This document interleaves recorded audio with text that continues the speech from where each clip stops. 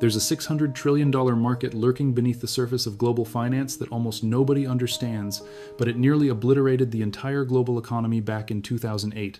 What's even more shocking is that this ticking time bomb has now grown 10 times larger than it was at that catastrophic moment in history.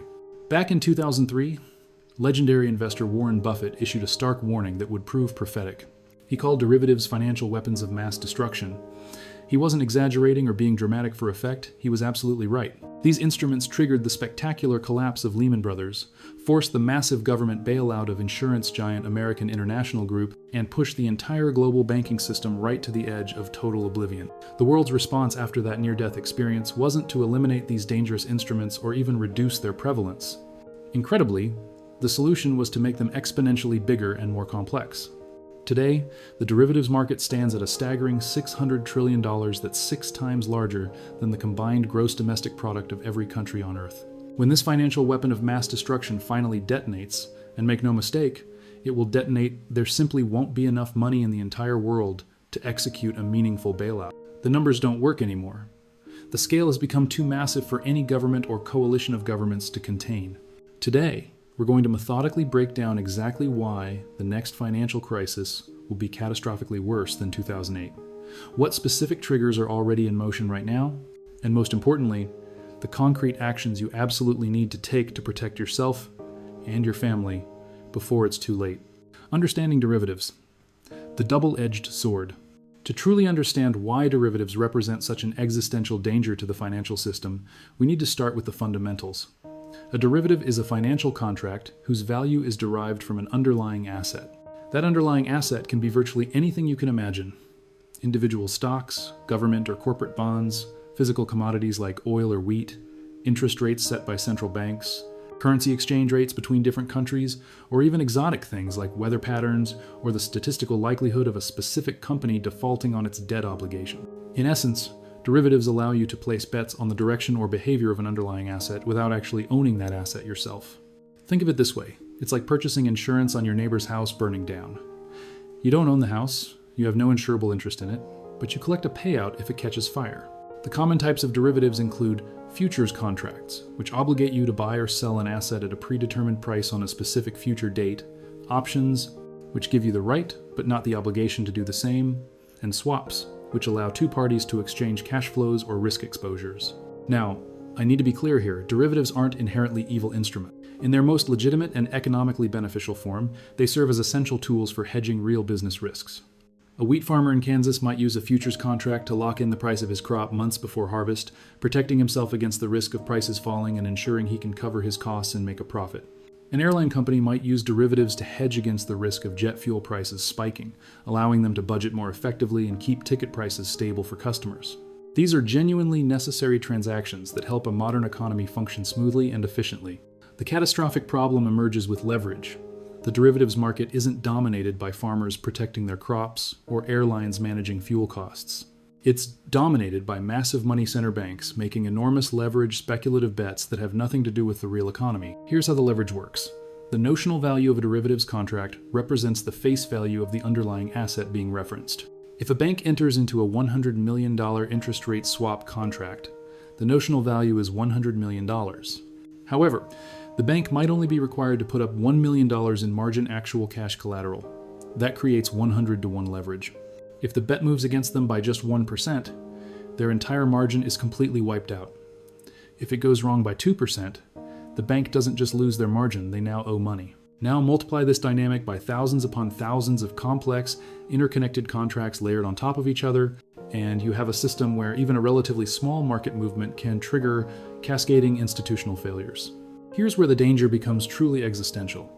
Because derivatives are essentially bilateral contracts between two specific parties, they create what's known as counterparty risk.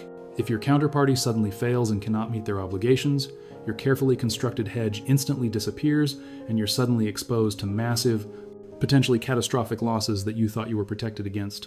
This interconnection throughout the system means that one major institution's failure can instantly infect dozens or even hundreds of other institutions in a matter of hours. The 2008 lesson: when leverage meets panic.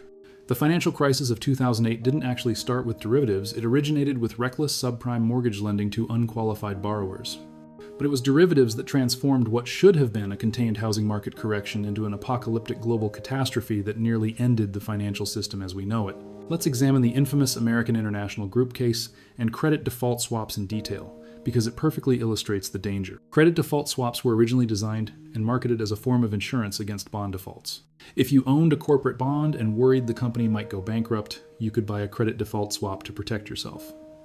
That sounds reasonable enough.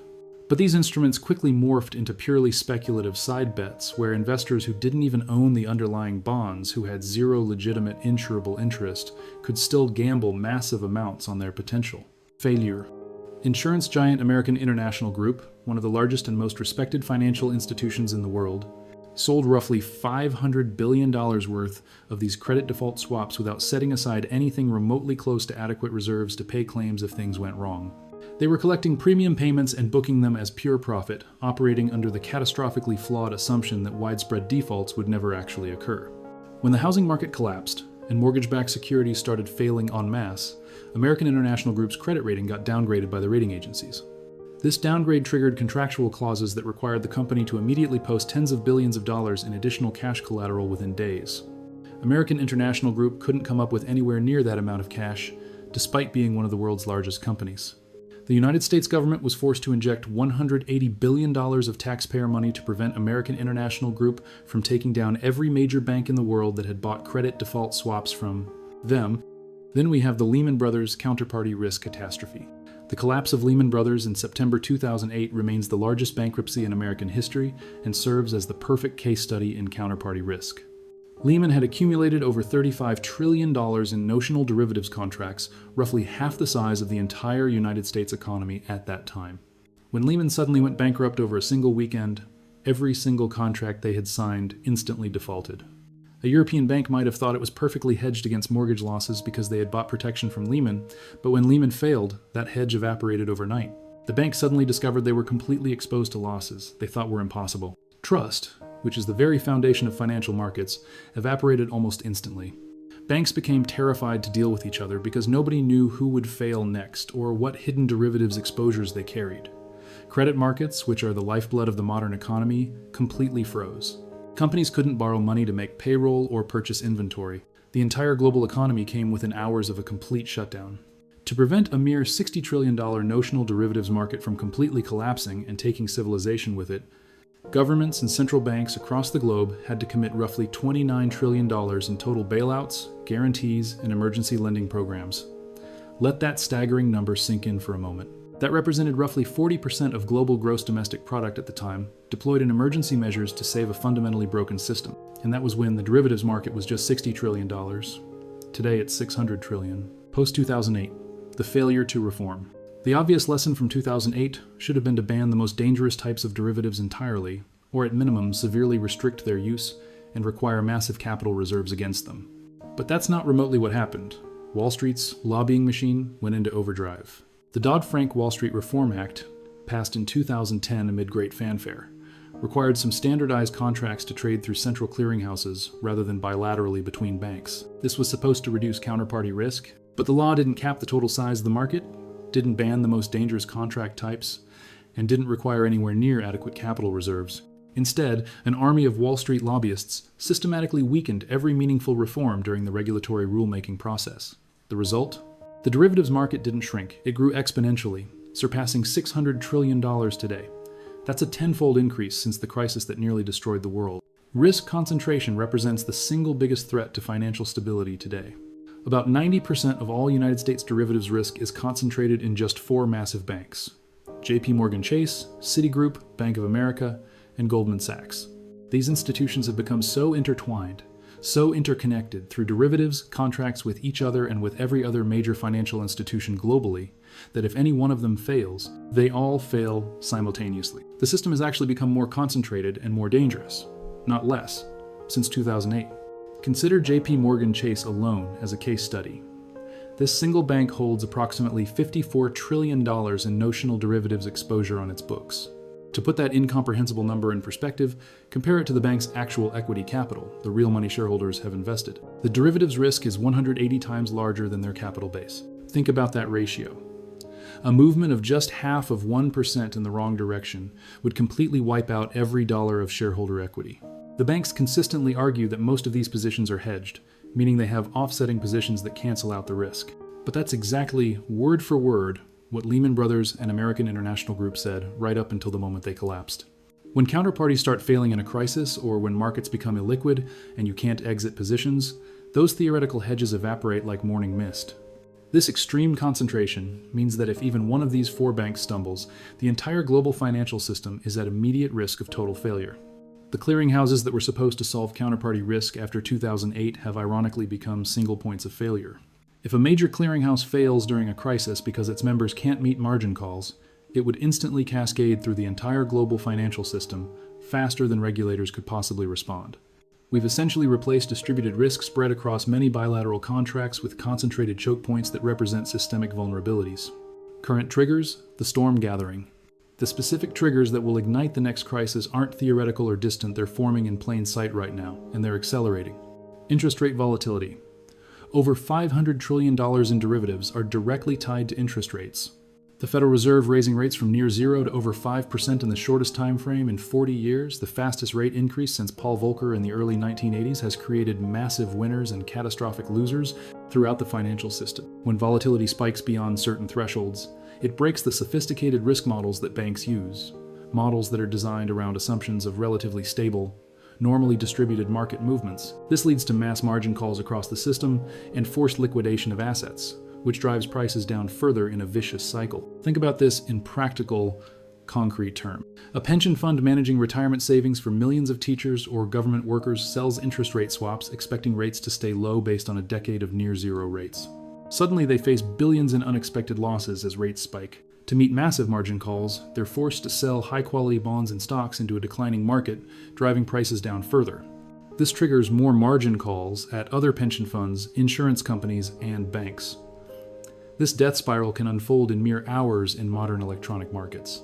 Commercial real estate defaults. Approximately $2 trillion in commercial real estate loans will need refinancing within the next 24 months. These properties will have to refinance at interest rates that are triple what they were originally paying. The office sector alone faces a 40% vacancy rate in major cities like San Francisco and New York, as remote work has permanently changed where people work. A property that was financed at 2% rates and barely cash flowed, even when fully occupied, simply cannot survive refinancing at 7% rates with 40% vacancy. These defaults will trigger credit default swaps written on commercial mortgage-backed securities, putting enormous pressure on regional banks that are heavily exposed to commercial real estate and fundamentally undermining confidence in the banking system. Geopolitical and sovereign debt risk. We have sovereign debt crises brewing simultaneously in several major economies that could trigger at any moment. Japan carries government debt at 260% of gross domestic product, the highest ratio of any developed economy in history. Their central bank owns roughly half of all Japanese government bonds and has effectively lost control of the bond market.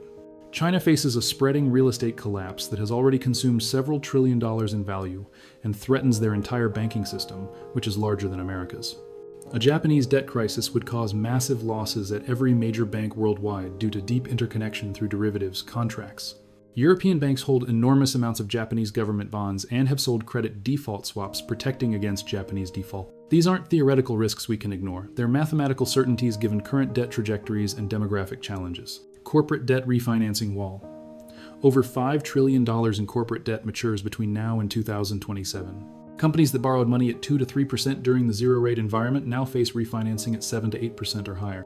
Many companies, especially private equity-owned businesses that were loaded up with debt during the buyout boom, simply cannot afford the new interest payments. Their earnings don't support it. When defaults spike across the corporate sector, it will trigger the credit default swap contracts that banks have written, creating direct losses for the banks that sold that protection. The mathematical reality: no bailout is possible. Here's the cold, unforgiving mathematical truth that should terrify every person who understands basic arithmetic. If just 10% of the $600 trillion derivatives market fails, and 10% is actually an optimistic scenario in a real crisis that represents $60 trillion in losses that have to be absorbed by someone, this astronomical number is double the entire total global bailout cost of 2008 across all countries combined. More than half of total global gross domestic product, the combined economic output of every person on Earth, larger than the entire United States stock market, which represents the accumulated value of every publicly traded American company. nearly double the entire United States national debt that took 250 years to accumulate. Governments simply don't have $60 trillion sitting around. Government debt has piled up massively from coronavirus spending, previous bailouts, and decades of deficit spending. The United States national debt alone now exceeds $33 trillion. Adding another $60 trillion would nearly triple the debt to gross domestic product ratio, making the debt mathematically unpayable under any realistic scenario. The interest payments alone would consume the entire federal budget. Central banks can't print the money without destroying the currency itself. If the Federal Reserve tried to print $20 trillion to cover derivatives losses, inflation would become absolutely catastrophic almost overnight, severely destroying the dollar's value and purchasing power, and triggering a currency crisis far worse than the financial crisis itself. We would see Weimar Germany-style hyperinflation, where your life savings would become worthless before the banks could even be saved. A loaf of bread might cost $100 within months. Political will has completely vanished. After 15 years where bailout money enriched bankers with record bonuses while regular working people suffered through inflation, stagnant wages, and crushing wealth inequality, the public will absolutely not accept another Wall Street bailout. Politicians from both parties understand that voting for massive bank bailouts now would immediately end their political careers. The populist anger is too intense. Too big to fail has transformed into too big to save in the political consciousness. The international cooperation that barely enabled the 2008 response no longer exists in our current geopolitical environment. Tensions between the United States, China, Russia, and Europe make coordinated action nearly impossible.